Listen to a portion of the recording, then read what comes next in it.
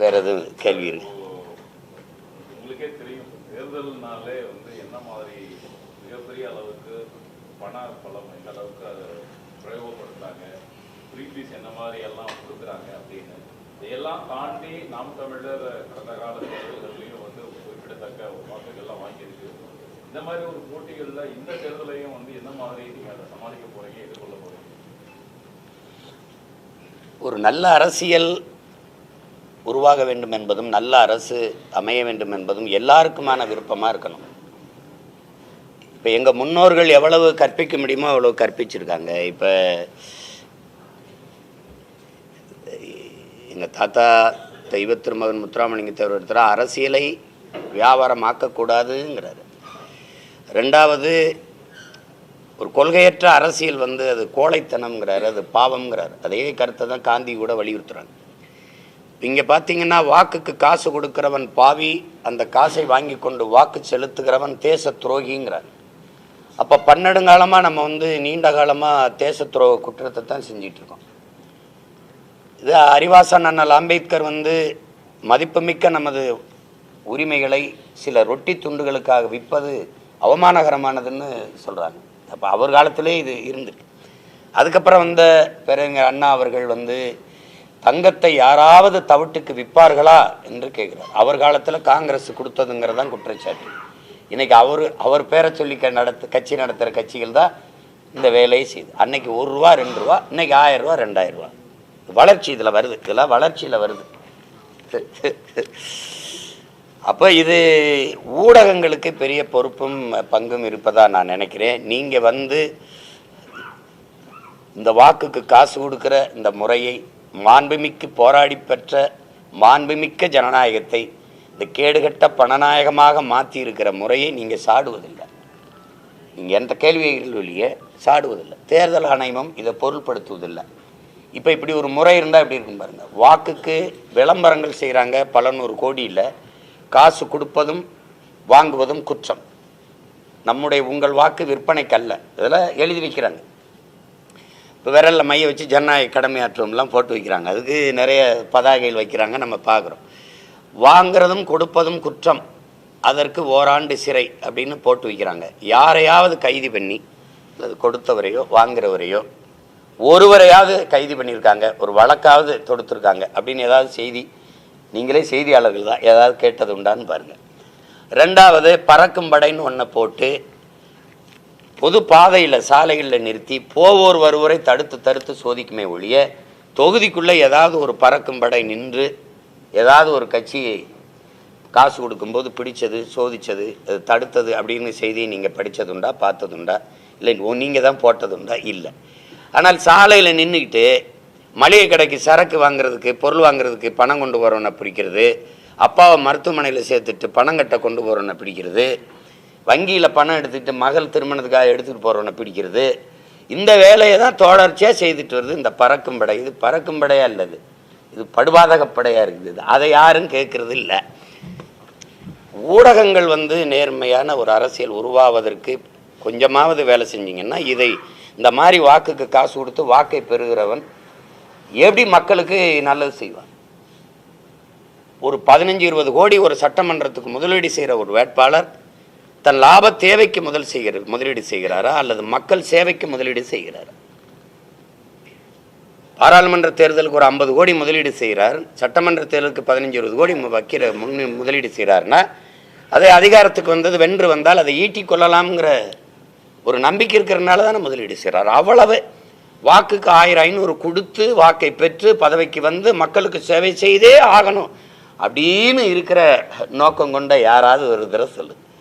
என்ன எல்லாரும் காந்தி, காமராஜ், கக்கன், ஜீவானந்தம் எல்லாரும் இங்கே, இது ஒரு கொடுமையான ஒரு இது உருவாயிருச்சு. இதை தகர்க்கணும்னு நினைக்கிறோம். அப்போ இப்போ எங்களுக்கு விழுந்த ஒரு 36 லட்சம் வாக்கு வைங்க, ₹1 வாக்கு வாங்காமல் வாக்கு செலுத்தி அந்த மக்களுக்கு ஒரு நம்பிக்கை இருக்கல, ஒரு மாற்று வரணும்னு அவங்க போற்றத்தக்கவர்கள். அவர்களுக்கு இன்னைக்கு 36, 66 ஆகி 86 ஆகி 96 ஆகி 1 கோடி ஆயிடுச்சுன்னா மாறுதல். அப்போ அதை யாராவது ஒருத்தர் தொடங்கணும்ல. அண்ணல் காந்தி சொல்கிற மாதிரி மாற்றத்தை முதல்ல ஒன்றிலிருந்து தொடங்குங்கிறாங்க, நாங்கள் எங்களிலிருந்து தொடங்குகிறோம். அதனால் காசை வாங்கினாலும் மாற்றத்தை விரும்பி வாக்கு செலுத்துகிற மக்கள் இருக்கிறாங்க. காசு வேண்டாம், எங்கள் வாக்கு மதிப்பு மிக்கது, அதை நல்ல அரசியலுக்காக நாங்கள் செலுத்தணும்னு நினைக்கிற மக்களும் இருக்கிறாங்க. அதனால் இது மாறாது அப்படின்னு நீங்கள் சொல்கிறதுக்கு இல்லை, மாறும். கேரளாவில் வாக்குக்கு காசு கொடுக்குற முறை இருக்கான்னு கேட்டு பாருங்க. இருக்கா கேட்டு பாருங்க, ஒரு தடவை கேட்டு பாருங்க. அம்மையார் ஜெயலலிதா இருக்கும்போது 2 தொகுதியில் போட்டிட்டாங்க, எனக்கு நல்லா நினைவு இருக்குது. நீங்கள்லாம் ஊடகவியலாளர். இங்கே இருந்த அந்த இங்கே கொடுக்கறது போல் அங்கே போய் அதிமுககாரர் காசு கொடுக்கும்போது அந்த மக்களை அடித்து விரட்டிய காட்சி இருக்குது, வேணால் நீங்கள் எடுத்து பார்க்கலாம். அவன் வாங்க மாட்டான், அவன் அரசியல்படுத்தப்பட்டிருக்கான், அவ்வளவு ஜனநாயகப்படுத்தப்பட்டிருக்கான் அந்த மக்கள். அதனால் அவங்க செய்ய மாட்டாங்க. எங்கேயாவது காசு கொடுத்தாங்கன்னு ஒரு செய்தி நீங்கள் எடுத்து போடுங்களேன், போட மாட்டான். அது மாறும், கொஞ்சம் கொஞ்சமாக மாறும். அதை பார்த்து கொஞ்சம் கொஞ்சமாக நம்ம மக்கள் மாறணும். இப்போ மாறிக்கொண்டிருக்காங்க. நாங்கள் 4.5 லட்சம் வாக்கில் இருந்தோம், 1.1 விழுக்காடில் இருந்தோம், 8.5 விழுக்காடு 8.22. அப்போ உயர்ந்துக்கிட்டு தானே இருக்குது. பணம் அதை பொருள்படுத்தாமல் நல்ல ஜனநாயகம் வரணும், நல்ல அரசியல் வரணும்னு நினைக்கிற மக்கள் இருக்க தானே செய்கிறாங்க. அவங்களை போற்றுவதும் இந்த காசு கொடுத்து வாக்கை வாங்குகிறவர்களை தூற்றுவதும் நடந்துருச்சுன்னா சரியாயிடும். இதில் எல்லாம் கூட்டணி வேற வச்சுக்கிற வேண்டியது, அப்புறம் ஓட்டுக்கு 1000 ரூபா கொடுக்க வேண்டியது, நாங்கள் தான் பெரிய கட்சின்னு வேற பீத்திக்கிட்டு அலைய வேண்டியது, இதெல்லாம் ஒரு கேவலம் தானே. இதெல்லாம் ஒரு கேவலம் தானே. நீங்கள் ஆட்சியின் சாதனையை சொல்லி வாக்கு வைக்க வேண்டியது தானே. அப்புறம் அதுக்கு காசு, அப்புறம் அதுக்கு இலவசம், அப்புறம் அதுக்கு இந்த டிஃபன் பாக்ஸு, உணவு எடுத்துகிட்டு போகிற டப்பா, அப்புறம் மாவரைக்கிற எந்திரம், இதெல்லாம் கொடுத்துட்டு சத்தியம் அண்டா. அதில் சத்தியம் வேறு. எங்களுக்கே ஓட்டு போடுவோன்னு சத்தியம். இப்போ நாங்கள் ஒரு சத்தியம் வாங்குவோம் என் மக்கள்கிட்ட. எல்லா பாவத்துக்கும் ஒரு பரிகாரம் இருக்குது, வேணா சோசியக்காரன்ட்ட கேளு. எல்லா பாவத்துக்கும் பரிகாரம் இருக்குது. இந்த பாவத்துக்கு ஒரு பரிகாரம் இருக்குது. இஷ்ட தெய்வ குல தெய்வத்துக்கு ஒரு 5 ரூபா காசை முடிஞ்சு போட்டு 10 ரூபா காசை முடிஞ்சு போட்டுட்டு இந்த பாவிகளை ஒழிச்சு விடுன்னு விவசாய சின்னத்துக்கு ஓட்ட போடுங்கன்னு சொல்லுவோம். நாங்கள் அப்படி தான் சொல்லுவோம். வேற என்ன சொல்கிறது?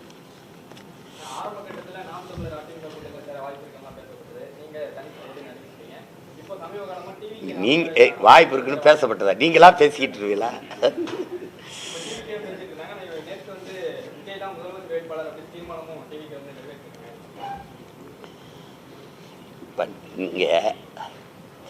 நீங்கள் என்ன செய்வீங்கன்னு அண்ணன்ட்ட தான் கேட்கணும். நீங்கள் போய் அங்கே போய் அவங்க சொல்கிறாங்களே இவங்க சொல்கிறாங்களேன்னு பேசிட்டு இருக்கக்கூடாது. நாங்கள் என்ன செய்வோம்னா நாங்கள் தனித்து தான் போட்டிடுவோம். 2010ஆம் ஆண்டு மதுரையில் வச்சு இந்த கட்சியை ஒரு இயக்கமாக இருந்தோம் ஒரு ஆண்டுகள். 2008க்கு அப்புறம் 9 1.5 ஆண்டுகள் இருந்தோம்.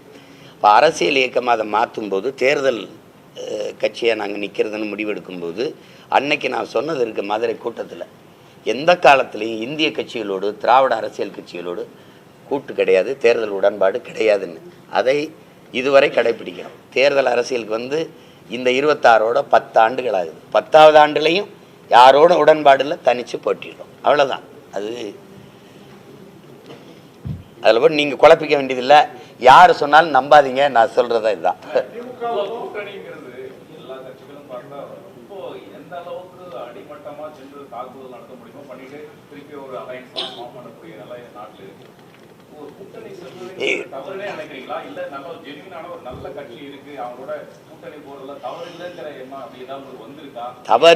தவறில்லை அப்படின்னா நான் சொல்கிறேன். நான் வரலை, அது எனக்கு பிடிக்கலை. இப்போ ஒரு கேள்வி நீங்கள் கேட்டீங்க, நான் கேட்குறேன் உங்கள்கிட்ட. நான் தனியாக ஒரு கட்சி ஆரம்பித்தேன், எதுக்கு?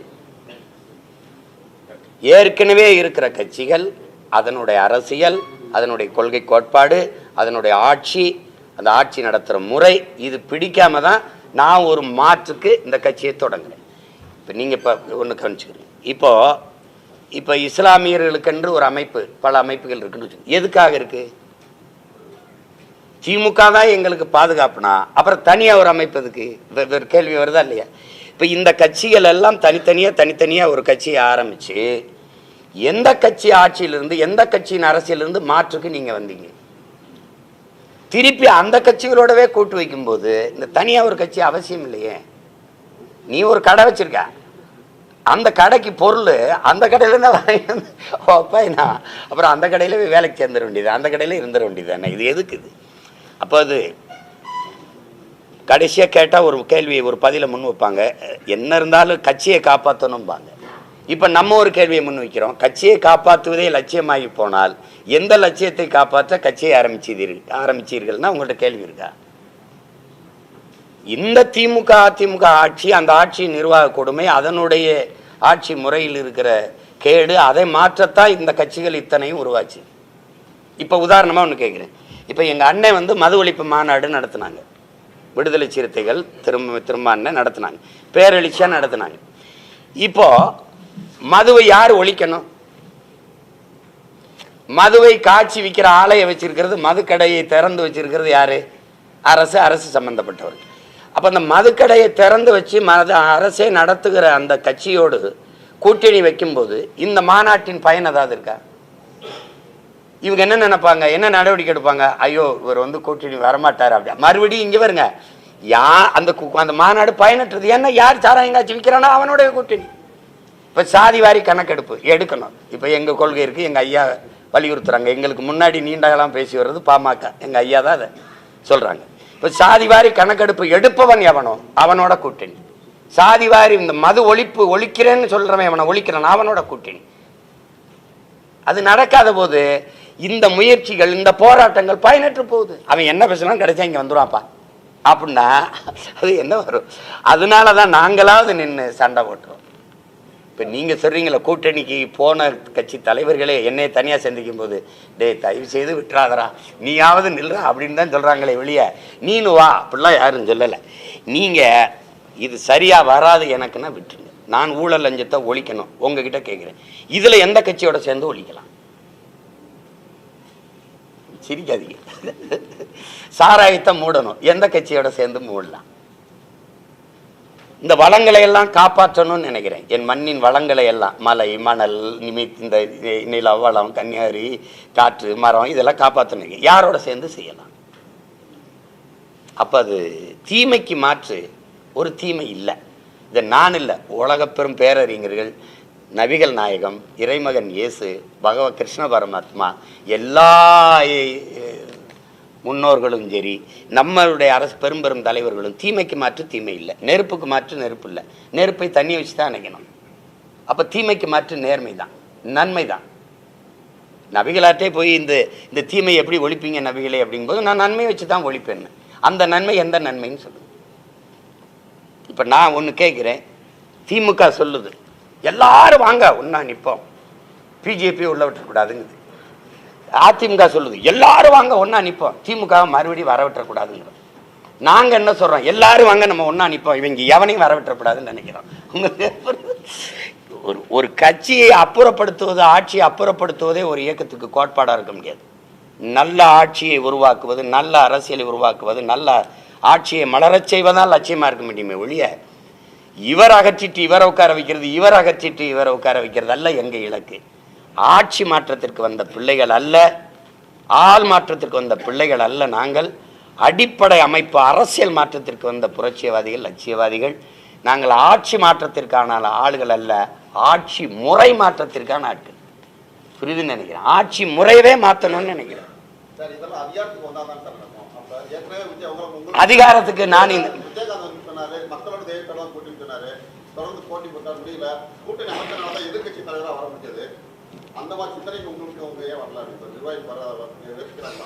அந்த சிந்தனை அவர் என் அருமை அண்ணன் விஜயகாந்த் அவர்களுக்கு வந்துட்டதுனால எனக்கு வரல. ஏன்னா அவர் எனக்கு முன்னாடி போய் என்ன வானாருங்கிற படிப்பினை இருக்குதுல்ல, 10.5 வச்சிருந்தாரு. இந்த கூட்டணி வச்சதுனால இன்னைக்கு அவர் வாக்கு விழுக்காடு என்ன ஆயிடுச்சு? என்ன ஆயிடுச்சு? மாற்றுன்னு நினைக்கிறது இந்த கட்சியிலோட திருப்பி இணையும் போது மாற்றா இல்லாது ஏமாற்றா மாறி. அதனால அந்த தவறை நான் செய்யலை. நான் மெதுவாக கூட வாரேன். நீங்கள் அவ்வளவு தூரம் அவசரப்படாதீங்க, கொஞ்சம் பொறுங்க. ஆனால் உறுதியாக நாங்கள் வெல்லுவோம். நீங்கள் விஷம் உடனே கொல்லும், மாற்று மருந்து கொடுக்குறான்ல அது உடனே குணப்படுத்தாது. ஒரு 6 மாதத்துக்கு தொடர்ந்து குடிச்சிட்டு வாம்பா. இப்போ நாங்கள் மாற்று மருந்தான கஷாயத்தை உங்களுக்கு கொடுத்துக்கிட்டு இருக்கோம். கொஞ்சம் கசப்பாக தான் இருக்கும், அதான் நல்லது. அதனால் புதுசா கட்சியா இருக்க கூட வந்து வரக்கூடிய நான் சட்டமன்ற தேர்தல் எங்களுக்கு திமுக வந்து நேரடி போட்டி அப்படின்றாரு. அதே மாதிரி வந்து டிடிவி தினகரன் முன்மொழி பேசியிருக்காரு, வழிமொழி பேசுறாரு. வரக்கூடிய தேர்தலில் வந்து டிவிக கூட்டணி தான் திமுக கூட்டணிக்கு தான் போட்டியா இருக்கும் அப்படின்றத கருத்தை முன்மொழிக்கிறாங்க. இடையில பெரிய கட்சிகளா இருக்கு, நீங்களும் இருக்கீங்க, இந்த கட்சியெல்லாம் கருத்துல எடுத்துக்கிற இல்லை கட்சி தம்பி கேட்ட கேள்வியிலிருந்து எல்லா என்னை மக்களுக்கும் என் இன சொந்தங்களுக்கும் நான் சொல்ல விரும்புகிறது, ஒரு கட்சிக்கு போட்டி அப்படிங்கிறத எப்படி ஏற்கிறீங்க? ஒரு கட்சியின் கோட்பாடு, அந்த கோட்பாட்டுக்கு எதிரான ஒரு கோட்பாடு, அதுதான் போட்டி மாற்றா இருக்க முடியும். இப்போ நாங்கள் இவங்க எல்லாம் ஒரே அணியாக இருக்காங்க பாருங்க, எல்லாரும் பெரியாருங்கிறாங்க, பெரியார் இல்லாத இங்கே ஒன்றும் இல்லைங்கிறாங்க. நாங்கள் மட்டும் பெரியாரால் எங்களுக்கு ஒன்றுமே இல்லைங்கிறோம். உங்கள் கோட்பாடு மாறுதா? புரியுதுன்னு நினைக்கிறேன். புரியுது, உங்களுக்கு புரியுதுன்னு நினைக்கிறேன். பெரியார் தந்தைங்கிறாங்க. என் மொழியை சனியன்னு சொன்னவர் எனக்கு எப்படி தந்தையாக இருக்க முடியும்னு கேட்குறேன். பெரியார் தான் எல்லாம்ங்கிறாங்க. என் இனத்தின் முன்னோர்கள் எல்லாரும் எங்களுக்கு பெரியாருங்கிறோம். கோட்பாடு மாறுதா? இது அடிப்படை. அவர்கள் திராவிடம்ங்கிறாங்க, நாங்கள் தமிழர்கள்ங்கிறோம். அவங்க ஊழல் லஞ்சத்தில் ஊறி திளைத்திருக்கிறார்கள், நாங்கள் உண்மையின் நேர்மையின் பக்கம் நிற்கணுங்கிறோம். அவங்க வாக்குக்கு காசுங்கிறாங்க, அது இல்லைங்கிறோம். அது தன்மான இழப்பு, தமிழ் பேரினத்தின் அவமதிப்பு, விற்காத உன் மதிப்பு மிக்க உரிமையின்னு நாங்கள் நிற்கிறோம். இந்த களத்தில் ரெண்டு நிற்குது. அப்போ இது மாறி மாறி நீங்கள் பார்க்கணும். இந்திய அரசியல் மும்மொழி கொள்கைங்குது, திராவிட அரசியல் இருமொழி கொள்கைங்குது. இருமொழி கொள்கைங்குது, நாங்கள் ஒரே மொழி, கொள்கை மொழி, விரும்பினால் எம்மொழியும் கற்பம்ங்கிறோம். இப்போ ஒவ்வொன்றிலையும் மாறுபாடு, இந்த மாறுபாடு தான், இதை தான் நீங்கள் பார்க்கணும். நாங்கள் திராவிடர்கள் அந்த பக்கம் நில்லு, நாங்கள் தமிழர்கள் இந்த பக்கம் வா. உங்களுக்கு புரியுதுன்னு நினைக்கிறேன். எனக்கு சாதி தான் முக்கியம், மதம் தான் முக்கியம், எங்கேயோ போ, ஆனால் எல்லாத்தை விட என் மொழியும் இனமும் தான் எனக்கு முதன்மையானது, இங்கே வா. எனக்கு எனக்கு எல்லாத்தை விட என் மண்ணின் வளமும் என் மக்களின் நலம் தான் முதன்மையானது, இங்கே வா. அதுதான் மக்கம். பதவி என்பது மக்களுக்கான உதவி அப்படின்னா எங்கூட வா. பதவி என்பது பணத்தை சேர்க்க, அதை பத்திரமா வச்சு பாதுகாக்க அப்படின்னா அங்கிட்டு. இப்போ இந்த கோட்பாட்டு அளவில் நீங்கள் என்னங்கிறத நீங்கள் பார்க்கணும். இப்போ நீங்கள் அதை விட்டுட்டு நீங்கள் திருப்பி வந்து இந்த கட்சி இதை ஒழிச்சிடணும். எதை வச்சு ஒழிப்பிய? கத்தி வச்சா, அறுவலை வச்சா, கடப்பாரை வச்சா, கோடாரி வச்சா, எதை வச்சு? ஆகச்சிறந்த அதை தாண்டிய கோட்பாடு கருத்தியலை வச்சு தான் இதை புரட்டி போடணும். அப்ப மாற்று என்பது இந்தியம் திராவிடம், இந்த கோட்பாட்டுக்கு மாற்று என்பது தமிழியம் தான், தமிழ் தேசியமாக தான் இருக்க முடியும். அதை தானே இருக்கணும். நீங்கள் அந்த கோட்பாடு தானே வைக்க முடியும். நான் சொல்றேன், தமிழ் பயிற்று மொழி, ஆங்கிலம் கட்டாய பாடமொழி, விரும்பினால் உலகின் எல்லா மொழியும் எங்கள் விருப்ப மொழி கற்போம், அப்படி ஒரு கோட்பாட்டை சொல்லணும். அதை விட்டுட்டு நீங்க அப்படி எப்படி பேசுவீங்க? நீங்க ஒரு கோட்பாடு இருக்குது, நீங்க தாராளமயம், தனியாரமயம், உலகமய பொருளாதார கொள்கையில என் நாடு இருக்குது, நான் அதை எதிர்க்கிறேங்கிறேன். இந்தியா சொல்லிருச்சுன்னா சொன்னா நான் எதிர்க்கிறேங்கிற அந்த கோட்பாட்டை நான் ஏற்கல.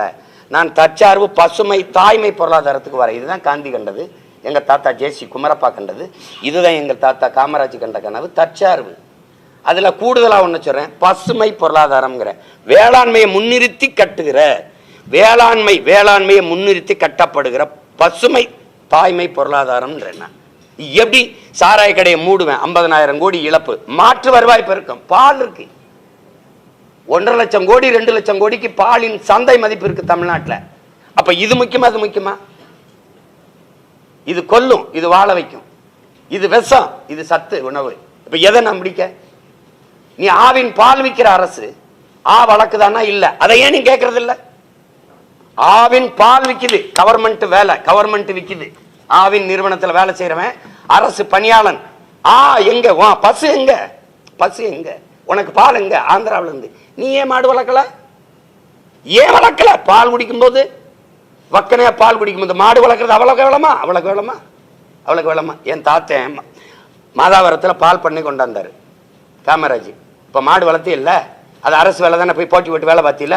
ஏன் முன்ன டாஸ்மார்க்ல சார கூத்தி கொடுக்குறவன் கவர்மெண்ட் எம்ப்ளாயா இருக்கலாம், அப்ப சாப்பாடு போடுற விவசாயி கவர்மெண்ட் வேலையா இருக்கக்கூடாது, ஆடு மாடு வளர்க்க இருக்கக்கூடாது, ஆடு மாட்டுக்கு ஊசி போடுற வெட்டினியர் டாக்டர் கவர்மெண்ட் எம்ப்ளாயா இருக்கலாம், அந்த ஆடு மாடு வளர்க்குறேன் ஆத்தாலப்ப மாமச்சுன்னு அரசு எம்ப்ளாயா இருந்துடக்கூடாது.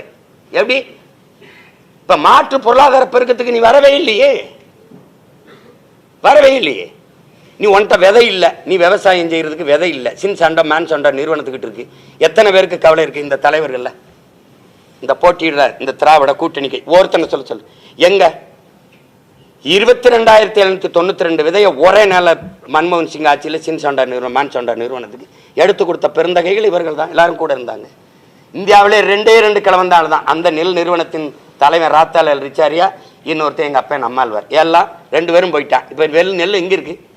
விதை எங்கே இருக்கு? வந்துட்டேன். தக்காளி விதை, கத்திரி விதை, பூசணி விதை, வெண்டைக்காய், சுரக்காய் விதை வச்சிருக்கியா? எங்கே வச்சிருக்கு? ஒன்றும் கிடையாது உனக்கு. நீ ஒரு தக்காளிக்குள்ள விதை இருக்க எடுத்து போடு, முளைக்காது. மறுபடியும் விதைக்கு 1 கிலோ விதைக்கு 5000 ரூபாய் அவன்கிட்ட போய் வாங்கிட்டு வரணும். நான் விதையிலிருந்து மீண்டு எழணும்னு துடிக்கிறேன். என் மொழி செத்துருச்சு. தமிழ் மீட்சி அப்படின்னு இந்த தலைமைகள் ஏதாவது பேசுமா? எல்லா படமும் ஆங்கில பேர் வச்சு வருது, எல்லா நுட்ப கலைஞனும் ஆங்கிலத்தில் வருது, தமிழ்ல பேச தெரியல. அலைபேசியில் தங்கிலீஷ்னு ஒரு ஆப் வருது. அவ்வளோதான். இது ஒரு இனம் செத்துருச்சு. நான் மீட்சி வரணும்னு நினைக்கிறேன், மறு கட்டமைப்பு செய்யணும்னு நினைக்கிறேன். இவ்வளோ வேலை செய்கிறது இதோட போய் இது மாற்று, இது போட்டி இல்லை. நீங்கள் எல்லாரும் போட்டியை போடுங்க. எனக்கு போட்டி யாருன்னு கேட்குறேன். என் கோட்பாட்டுக்கு போட்டி யார்? தண்ணி விற்பனைக்கு அல்ல, தண்ணீர் உலக உயிர்களின் உயிர் தேவை. அது விற்பனை பண்டம் அல்ல, மிக உயர்ந்த சந்தை பொருள் அல்ல. தடை. நான் ஆட்சிக்கு வந்தால் தடைங்கிறேன். இதில் எந்த கட்சி சொல்லும்? நோ பிளாஸ்டிக், பாலித்தீன், குளைமம், நெகிழி கிடையாது. மாற்று பயன்பாட்டுக்கு வரணும். தடை. ஏன்னா என் நாட்டை குப்பை மேடு ஆக்குது. இது கடலுக்குள்ள மீனின் எண்ணிக்கை விட அதிகமாக நெகிழியின் எண்ணிக்கை இருக்குது. கடல் நெகிழியின் அகழியா மாறிடுச்சுங்கிறார் கவிப்பேரரசு வைரமுத்து. இப்போ நான் என்ன செய்யலாம்? தரையில் இருக்கிறத மறுசுத்திகரிப்பு செய்யலாம், கடலுக்கு இருக்கிறத என்ன செய்யலாம்? அப்போ எதை நோக்கி நீ நகர்ற? நான் மரத்தோட பேசிட்டு கேட்குற, கடலோட பேசிட்டு கேட்குற, தண்ணியோட பேசிட்டு இருந்தேன். டே அதெல்லாம் இல்லைன்னா நீ வாழ முடியாதா? அப்போ அடிப்படை அறிவே இல்லாத ஒரு கூட்டம் பதறா சுற்றிட்டு இருக்குன்னு அர்த்தம். எனக்கு முன்னாடி பேசினா நாங்கள்லாம் அப்பா எங்கள் முன்னோர்கள் விழிப்புறலை.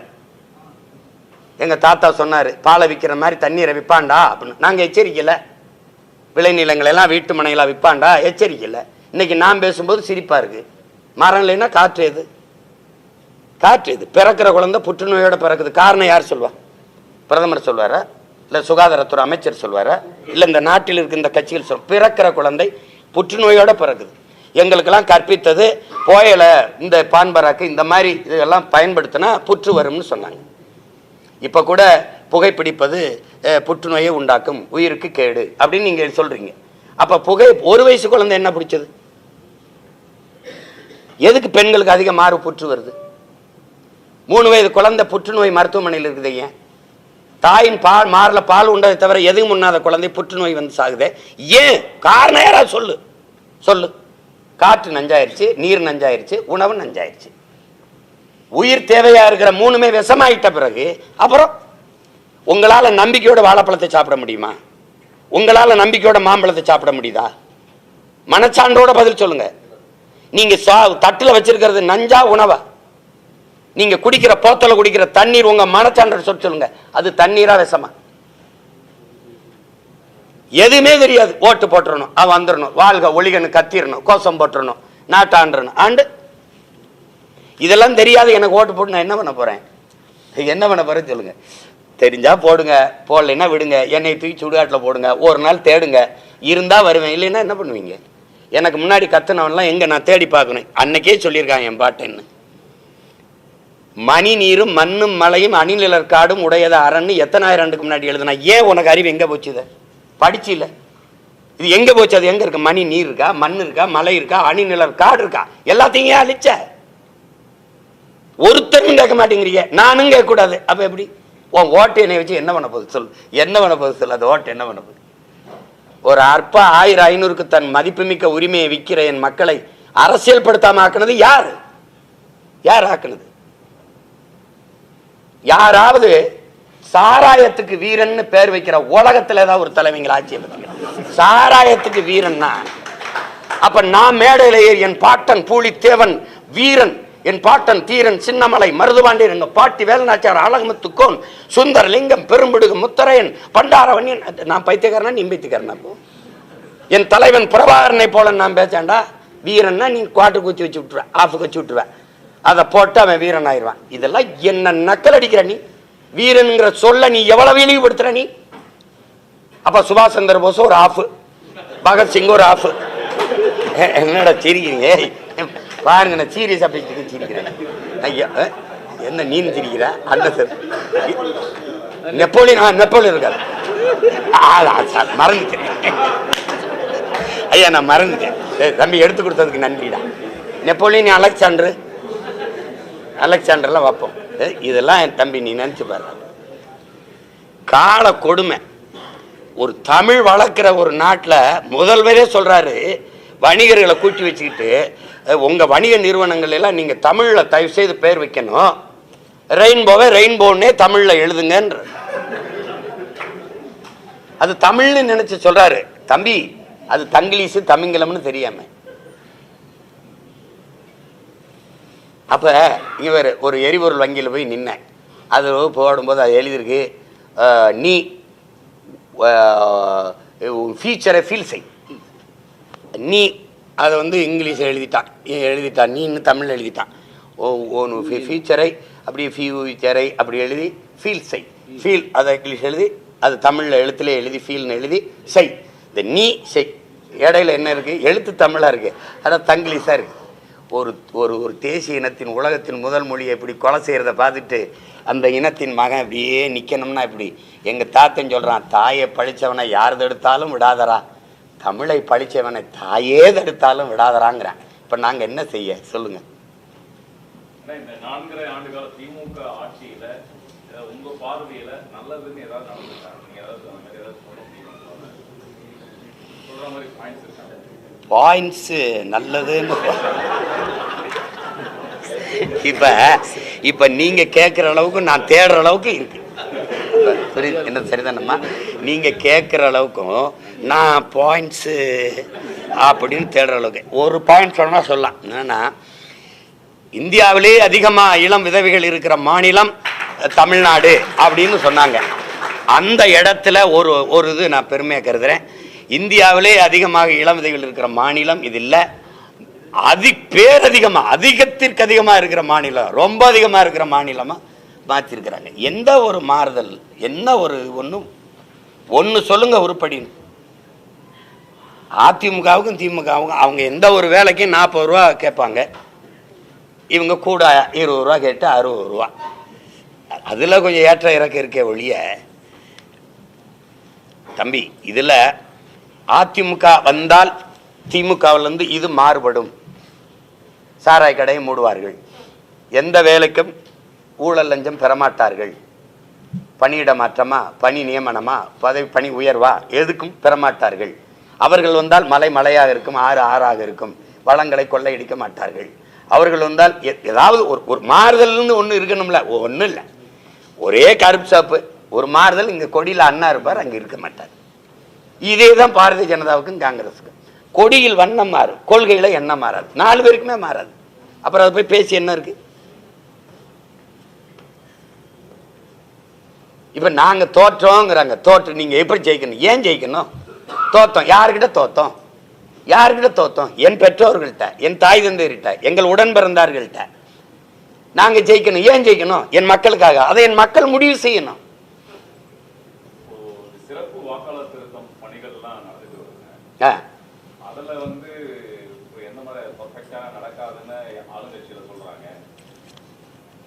அதை பத்தி இல்ல, நீங்க ஒரு ஊடகவியலாளரா நீங்க எப்படி இதை கருதுறீங்க? நான் எனக்கு ஒரு சாதாரண மகனா இருக்கிற ஐயங்களை நான் எழுப்புறேன். இத்தனை ஆண்டுகள் இல்லாத இந்த சிறப்பு வாக்காளர் திருத்தம், இத்தனை ஆண்டுகள், இப்ப பாரதிய ஜனதா ஆட்சிக்கு வந்தே இப்போ 10 ஆண்டு முழுமையாக நிறைவேற்று 12ஆவது ஆண்டுக்கு மேலே நகர்ந்து போயிட்டு இருக்காச்சு. இத்தனை ஆண்டுகள் இல்லாத திடீர்னு இதை கொண்டு வர காரணம் என்ன? நீங்கள் சொல்கிறீங்க, நீங்கள் சொல்கிறதெல்லாம் பாருங்கள் ஏற்புடையதா. இறந்தவர்களுக்கு வாக்கு இருக்குது அப்படின்னு இப்போ தான் அதை கண்டுபிடிச்சிருக்கீங்களா, இல்லை ரொம்ப நாளாக இருக்குதா, இப்போ தான் தெரிய வந்ததான்னு நான் கேள்வி கேட்குறேன். உங்ககிட்ட என்ன பதில் இருக்கு? ரொம்ப நாளாக இருக்கு, ஆனால் இப்போ தான் அதை சரி பண்ண வர்றோம் அப்படின்னா இது எந்த மாதிரியான அணுகுமுறைன்னு பாரு. தெரிஞ்ச உடனே ஒரு தவறை திருத்தணும். அவன் தான் சரியான நிர்வாகி, அவன் தான் சரியான அமைச்சர். அது இல்லாம நீ இத்தனை ஆண்டுகள் விட்டுட்டு இப்ப திடீர்னு வந்து 2 மாசத்துல தேர்தல் வர நேரம் இருக்கிற போது அந்த காலத்துக்குள்ள நீ இதை மாத்துங்கிற. அப்ப 2 வாக்கு வச்சிருக்காரு ஒருத்தருங்கிற. எப்படி உனக்கு தெரிய வந்துச்சு? ஒரு சிலர் வச்சிருக்காங்களா, நிறைய பேர் வச்சிருக்காங்களா? வச்சிருக்காங்க, தெரிய வந்துச்சு. அப்ப தெரிய வந்த உடனே அதை திருத்தம் செய்யாம என்ன பண்ண?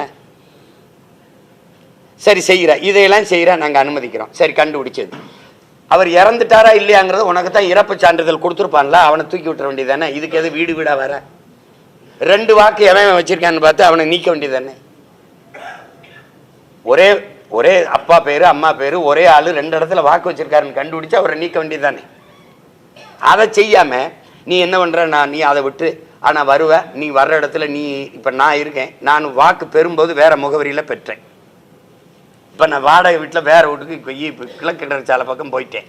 நீ இப்ப என்னை சோதிக்க அந்த இது இருக்குல்ல, அந்த முகவரி அதுக்கு போவேன். அங்க நான் இல்லைன்னா என் வாக்கு நீக்கி விட்டீங்கன்னா இதெல்லாம் கொழுப்படுத்ததனமா இல்லையா? நான் கேட்கறதுக்கு பதில் சொல்லுங்க. இதுல என்ன குழப்பம், இதுல என்ன சீர்திருத்தம் பண்ற? சீர்திருத்தம் பண்றியா, சீரழிக்கிறியா? பீகார்ல உங்க அப்பா அம்மாவுக்கு ஓட்டுரிமை இருந்தா நீ இங்க ஓட்டுரிமை எடுத்துக்கலான்னு சொல்ற. ஆனா எங்க அம்மா அப்பாவுக்கு நீ ஒரு 12 இது என்ன சொல்றது ஆவணங்களை காட்ட சொல்ற. இப்ப இதெல்லாம் எப்படி? அவனுக்கு அவங்க ஆத்தாள் அப்பனுக்கு அங்க பீகார்ல இருந்தா இங்க ஓட்டு போட்டுக்கலாம், உடனே எந்த கேள்வியும் இல்லை. எனக்கு 12 ஆவணங்களை காட்டணும்.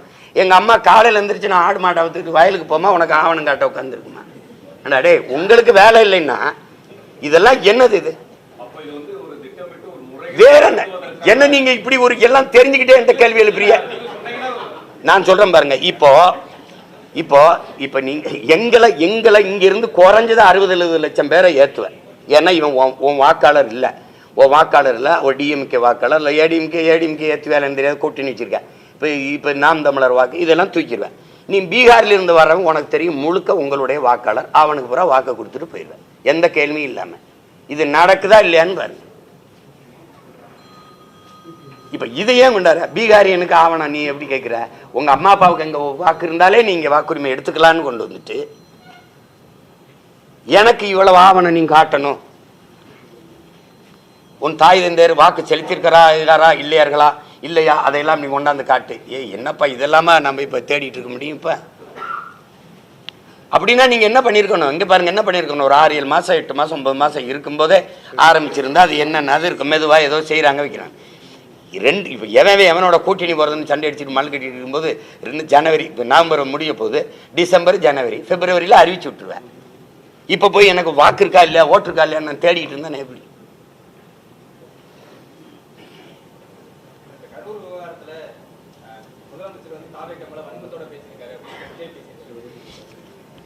அது ஒரு விவகாரம், அதனால அந்த விவகாரத்தில் நான் தலையிட விரும்பல, விட்டுருங்க. வேற ஏதாவது சொல்லுங்க தம்பி, விடுங்க தம்பி. இறந்தவர்கள் பிள்ளைகளை பெற்று பறி கொடுத்தவர்களே அதை அது கவலைப்படாத போது நீங்க கவலைப்பட்டுக்கிட்டு இருக்கிறது தேவையற்றதா நான் நினைக்கிறேன். விட்டுருங்கன்ற அது முடிஞ்சிருச்சு. நாட்டில் எவ்வளவோ பிரச்சனை இருக்கு. இப்ப என்னுடைய வாக்குரிமை பறிபோகும் போது என்னுடைய எல்லாமே பறிபோகும். அதை பத்தி பேசுங்க. இதை எதிர்த்து சண்டை போட்டு விடியா இறந்தவர்களுக்கு வாக்கு இருக்குன்னா தூக்கு, 2 வாக்கு வச்சிருக்கானா அதை நீக்கு, மற்றபடி இருக்கிறத விடு. நீ அந்த வாக்கு சோதிக்க வருவேன், அந்த இடத்துல நான் கொடுக்குற ஆவணத்தில்னா உன் வாக்கு நீக்கப்படும்னா அது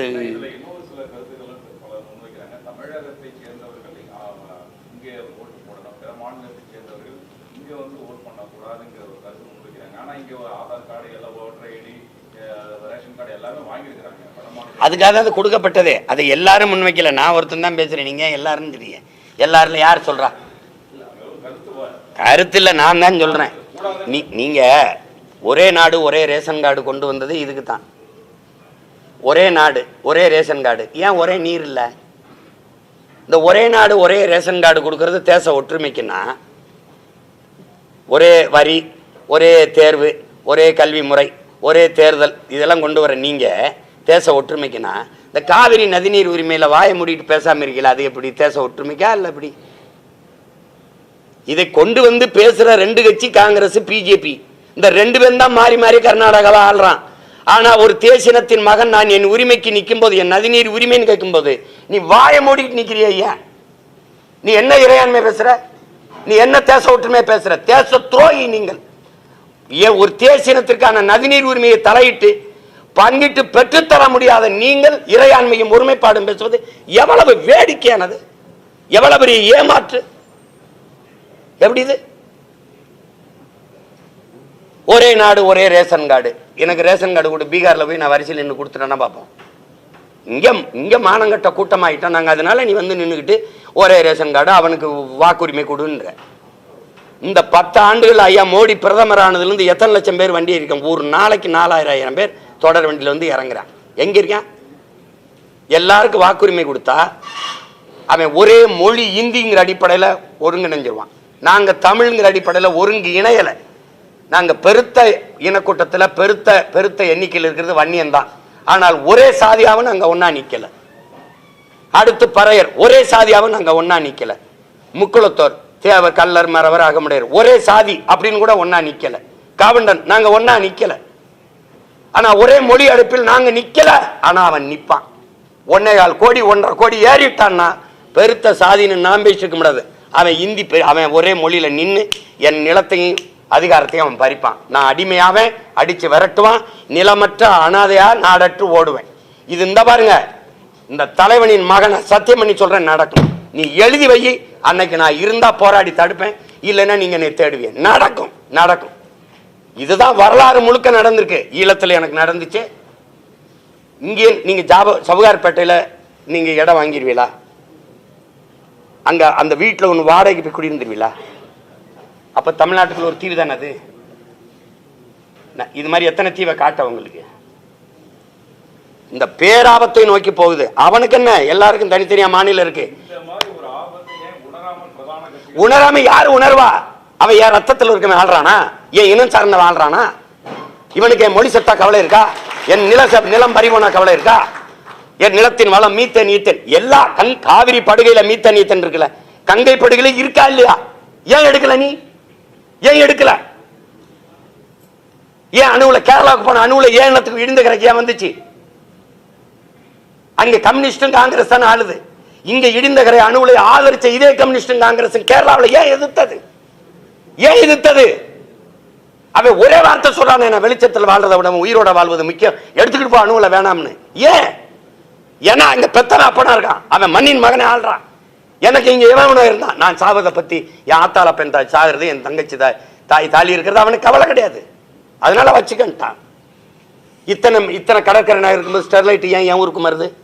தாமிர தட்டுப்பாடு, தண்ணீர் தட்டுப்பாடை பத்தி நீ பேசாத. நீ தாமிர தட்டுப்பாடை ஏன் பேசுற? அவ்வளவு முக்கியமான ஆலை தானே. ஒவ்வொரு மாநிலத்திலையும் வச்சுக்க, 2-3 கூட வச்சுக்க. அப்ப நீங்க என்ன இவ்வளவு மலைகள் இருக்கும்போது என்னுடைய தேனியில மட்டும்தான் நீட்டு ஆய்வு பண்ணுவியா? இப்ப தெரியுதா நான் சொல்றதெல்லாம் புரியுதுன்னு நினைக்கிறேன். அவன் கேரள இலையில கேஃப்னு போட்டு பல ஆயிரக்கணக்கான கிலோமீட்டர் ஆக்கிரமிச்சு உள்ள வந்துட்டானே, இவர் கவலைப்பட போறாங்களா? கண்ணகி கோட்டம், கண்ணகி இருந்த கோயில் இப்ப யாற்று இருக்கு? அந்த இடம் யாற்று இருக்கு?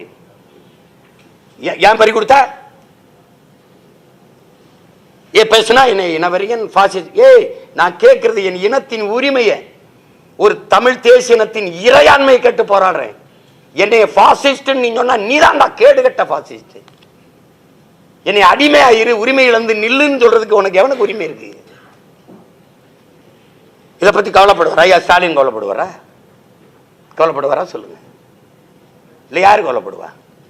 கவலைப்பட்டிருந்தா எனக்கு என் இனத்துல கோவைனா எனக்கு எந்த பெருமையும் இல்லை. ஏண்டா நாட்டு விடுதலைக்கு போராடி கழுத்திருக்கி மூச்சு கசிந்து செத்தவன்டா என் பாட்டன் தீரன் சின்னமலை.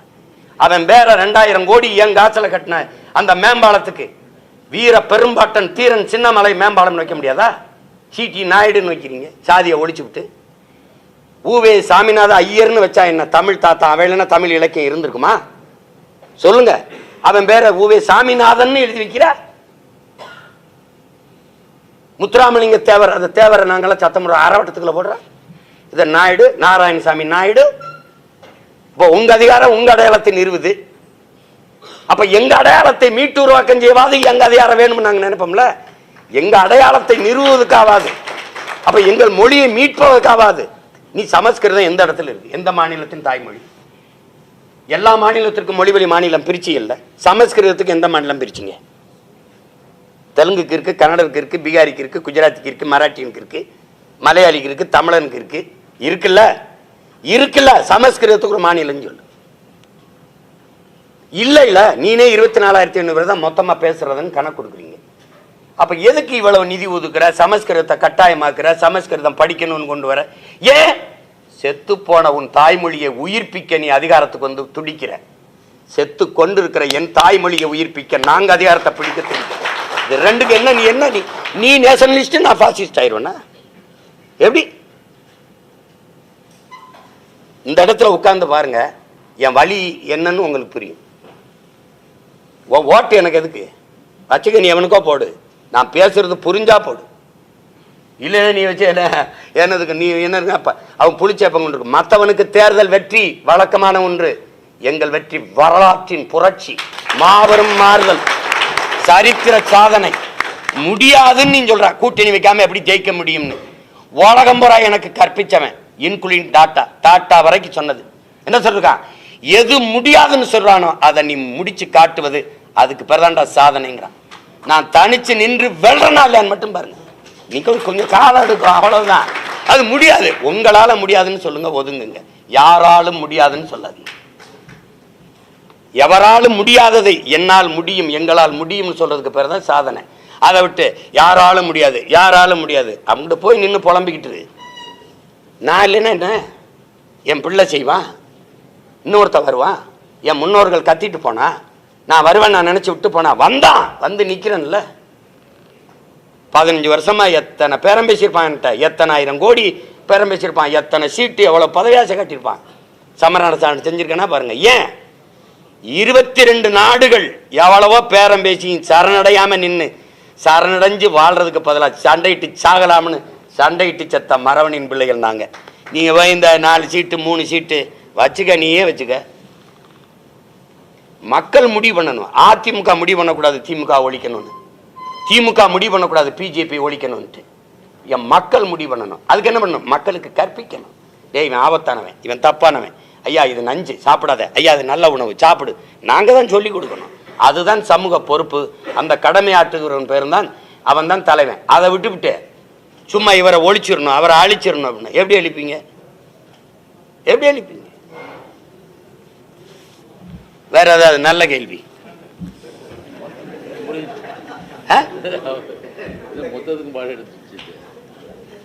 நன்றி, வணக்கம்.